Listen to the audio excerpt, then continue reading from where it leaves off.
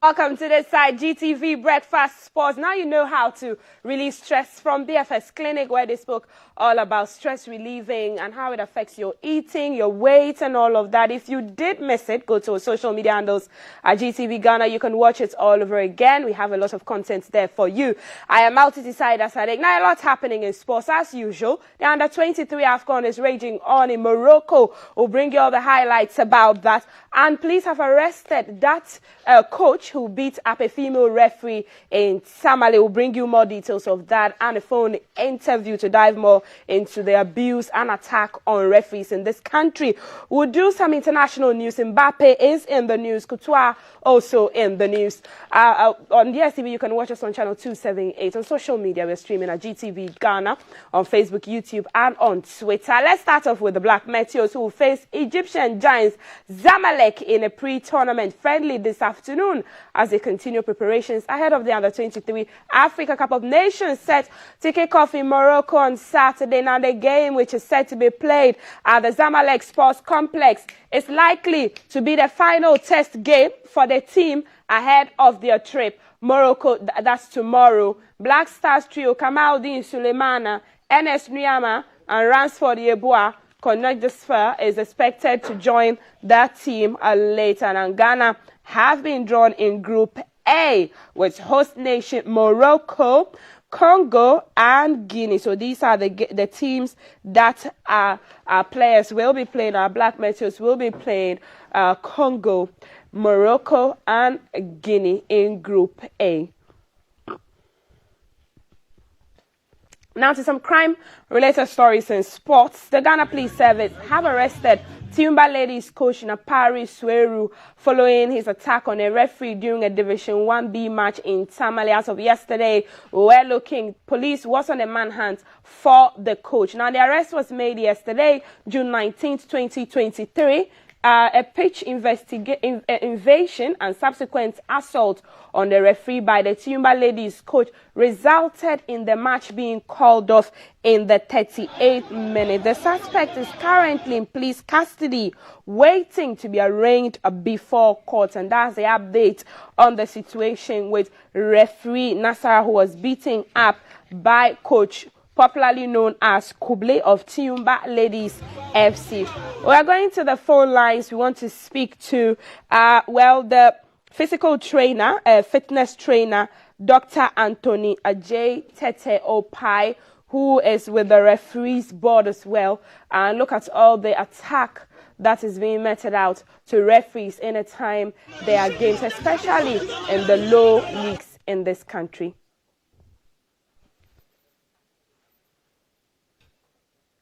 And so we're going to the phone lines and speak to him in a short while. We'll bring you the interview on the conversation with that. There's good news of the arrest, and we'll have Dr. Tete Opai on the phone lines very soon. But let's move on and do some other stories. We'll come back. Do we have Dr. Opai? Dr. Opai, good morning. Good morning.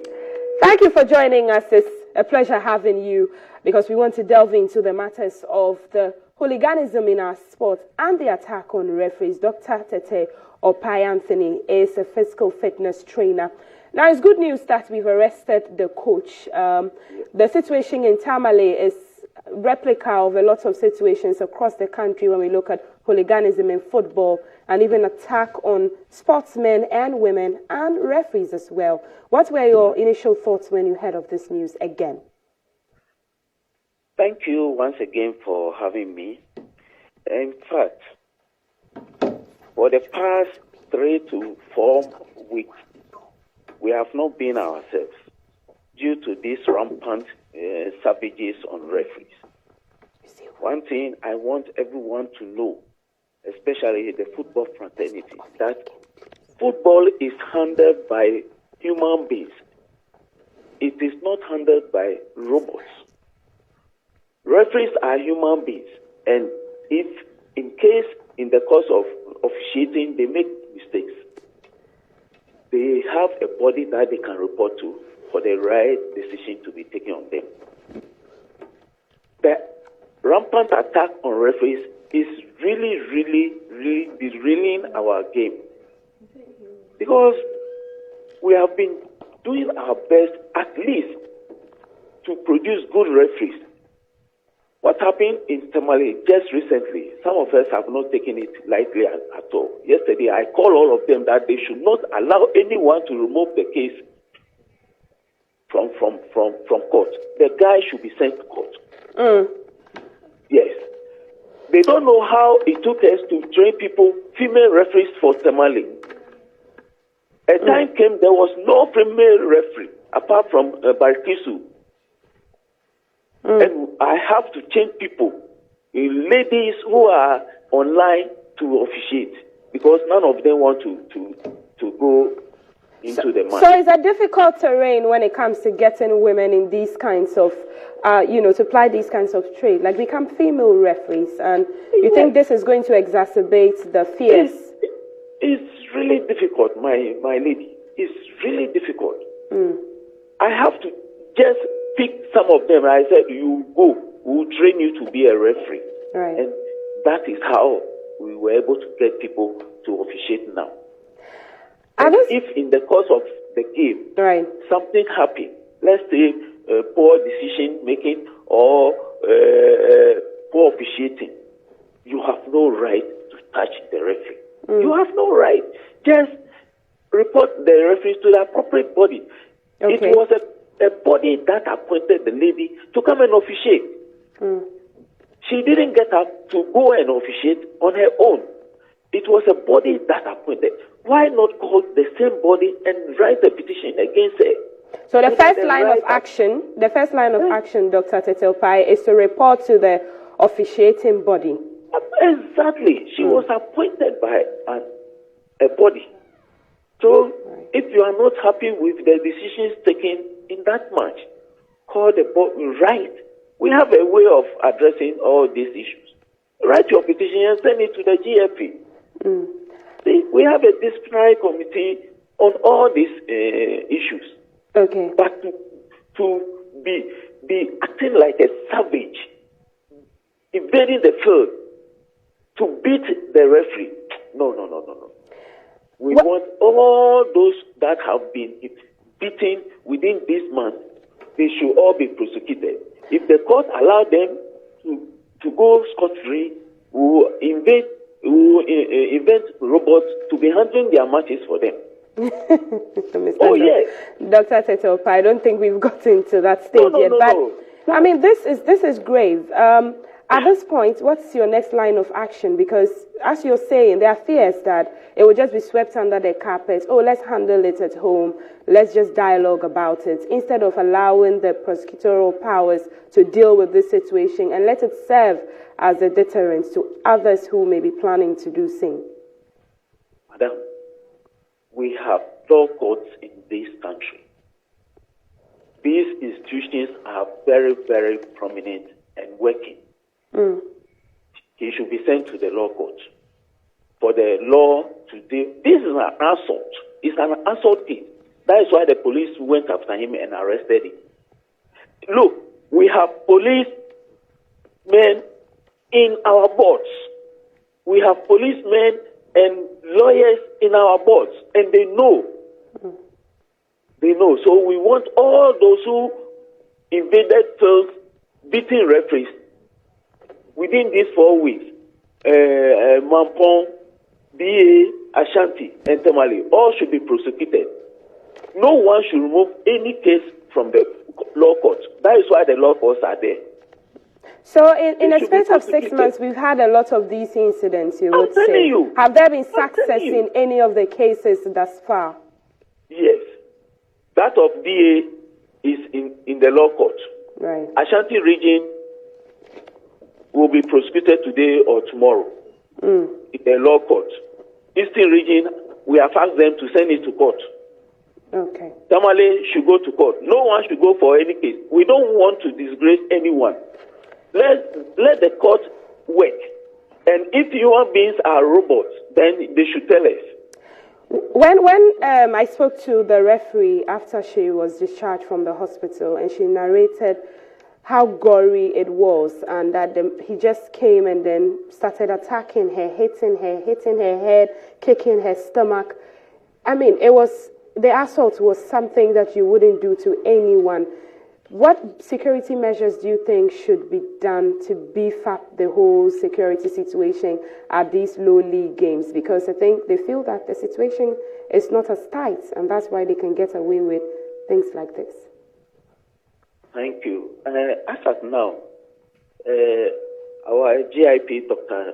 Dampare, has told the GFA that he wants all the matches that will be played in this division so that proper security will be sent to the places. Right. At the GFA, we are not working alone. We are working with lawyers, police. You see, sometimes it's so pathetic for human beings to take things into their own hands. Mm. Yes. That is why Coach Napare's the issue. How can a whole coach, if you are really a coach, then you should at least have an empathy on whatever happens. Mm. Will you beat your wife or your child like that in case there is a mistake? Mm. You see, for every match, GFA makes sure that security people are on them. The only thing is there will be need for more beefing. There will be need for more beefing.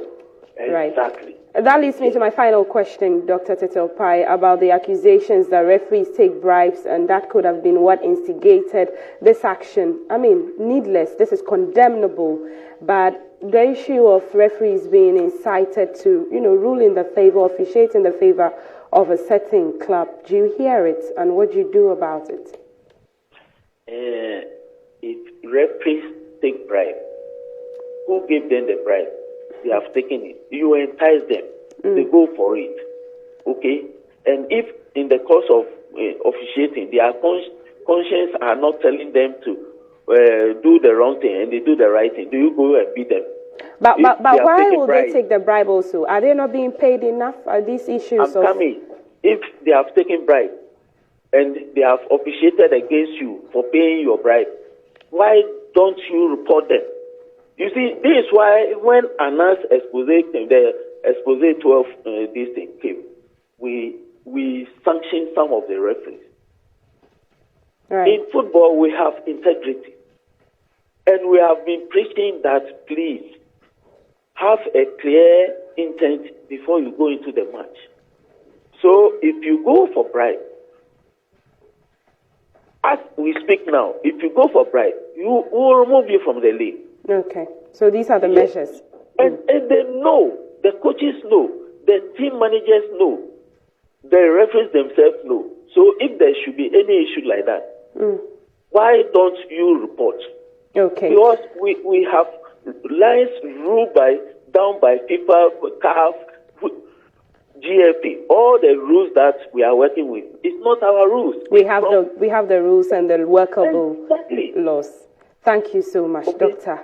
Tete Oppai. We have to take leave of you, but we've been speaking to the physical fitness trainer for referees, Dr. Anthony Tete Oppai, and he's been talking more about the measures that are put in place to ensure that these cases in 6 months where the assault of referees are in court and that they are moved to the logical conclusion and that the perpetrators are brought to book. And he's also saying that if there are grievances about how referees officiate matches, there are guidelines, there are laws by FIFA, by GFA, by CAF that a disgruntled person or a party can take or undertake to be able to get their grievances solved and not go the way of violence and assault referees, including female referees.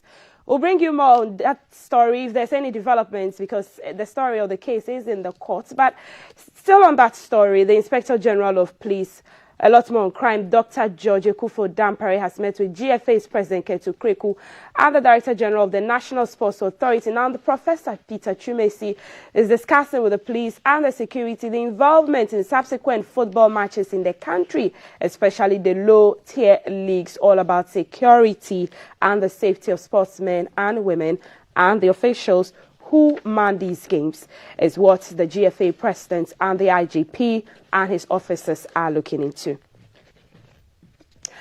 So therefore, in front of football, Kylian Mbappe makes history on Monday night as he sets a new national record for most goals for both club and country. That's 54, surpassing former French international Just Fonotet. The PSG star man reached his monumental record after fetching the only goal in France's 1-0 win over Greece at the Stade de Paris in the UEFA Euro qualifiers. Now, Kylian Mbappe scored a retaking penalty as France beat Greece to maintain their perfect record in the qualifiers.